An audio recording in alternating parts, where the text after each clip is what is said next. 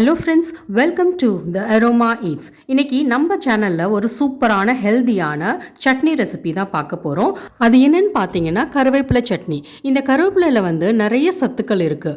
Iron சத்து, கொலஸ்ட்ராலை வந்து control பண்ணுறது, சுகருக்கு, வெயிட் லாஸுக்கு, இது எல்லாத்துக்குமே வந்து ரொம்ப யூஸ்ஃபுல்லாக இருக்கும். யூஸ்வலாக நம்ம கருவேப்பிலையை வந்து குழம்புல இல்லை வந்து ரசத்தில் இல்லை சாம்பாரில் இந்த மாதிரிலாம் போட்டால் நம்ம என்ன பண்ணுவோம், அதை வந்து சாப்பிடும் போது தனியாக எடுத்து ஒதுக்கி வச்சுருவோம். ஆனால் அதில் ரொம்ப சத்துக்கள் இருக்கு. இந்த கருவேப்பிலை சட்னி எப்படி செய்யலாம்னு பார்க்கறதுக்கு முன்னாடி நம்ம சேனலுக்கு இப்பதான் ஃபர்ஸ்ட் டைம் வரீங்கன்னா கண்டிப்பா வந்து சப்ஸ்கிரைப் பண்ணிக்கோங்க. நோட்டிஃபிகேஷனுக்கு பெல் ஐகானையும் கிளிக் பண்ணிக்கோங்க. ஃபஸ்ட்டு ஒரு எண்ணெய் சட்டியில் நல்லெண்ணெய் வந்து 1 டேபிள் ஸ்பூன் அளவு சேர்த்துக்கோங்க. இதுக்கு வந்து நல்லெண்ணெய் தான் நல்லாயிருக்கும். அடுத்து உளுத்தம்பருப்பு வந்து 2 டேபிள் ஸ்பூன் அளவு எடுத்துக்கோங்க. இதை வந்து லோ ஃப்ளேம்லேயே வச்சு ஒரு லைட் ப்ரௌன் ஆகிற வரைக்கும் வந்து வதக்கிக்கலாம். அடுத்து வந்து 1/4 கப் அளவு வறுத்த கடலை, அதையும் வந்து இதில் சேர்த்துக்கலாம். இது வறுக்காமல் சேர்த்திங்கன்னா இதில் வறுக்கிறதுக்கு டைம் ஆகும். அதனால தான் நான் வறுத்தே சேர்த்துட்டேன். இதை வதங்கினதுக்கப்புறம் வெங்காயம் வந்து 1 அது சின்ன சின்னதாக நறுக்கி அதையும் வந்து இதோட வதக்கிக்கோங்க. ஒரு நிமிஷம் வதக்குனா போதும். அடுத்து வந்து காஞ்ச மிளகா வந்து 2 சேர்த்துக்கோங்க. உங்கள் காரத்துக்கு ஏற்ற மாதிரி கூட குறைச்ச சேர்த்துக்கலாம். இதெல்லாம் ஒரு 2 நிமிஷம் வதங்கினதுக்கப்புறம் கருவேப்பிலை வந்து ஒரு கைப்பிடி வந்து இதில் சேர்த்துக்கோங்க. இந்த கருவேப்பிலை வந்து பச்சை வாசனை போகிற அளவுக்கு வந்து வதக்கிக்கோங்க. இது வதங்கினதுக்கப்புறம் பெருங்காயத்தூள் வந்து ஒரு 1/4 டீஸ்பூன் அளவு சேர்த்துக்கோங்க.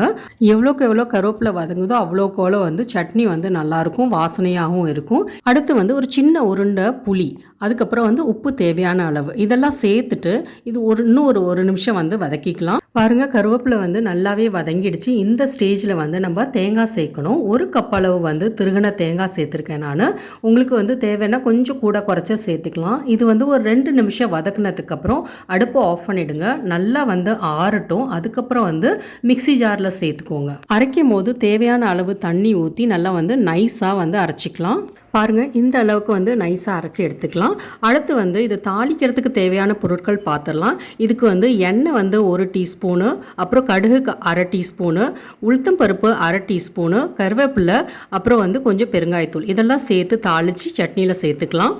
இந்த சட்னி வந்து இட்லி தோசைக்கு வந்து ரொம்பவே நல்லாயிருக்கும். சாதத்தோடு போட்டு சாப்பிட்ணும் அப்படின்னா கொஞ்சம் கெட்டிமாக அரைச்சி அது சாதத்தோடு கலந்து சாப்பிட்லாம். இந்த கருவேப்பிலை சட்னி உங்களுக்கு பிடிச்சிருந்துச்சுன்னா கண்டிப்பாக லைக் பண்ணுங்கள். உங்கள் ஃப்ரெண்ட்ஸ் அண்ட் ஃபேமிலியோட ஷேர் பண்ணுங்கள். வீட்டில் ட்ரை பண்ணி பார்த்துட்டு கண்டிப்பாக கமெண்ட் பண்ணுங்கள்.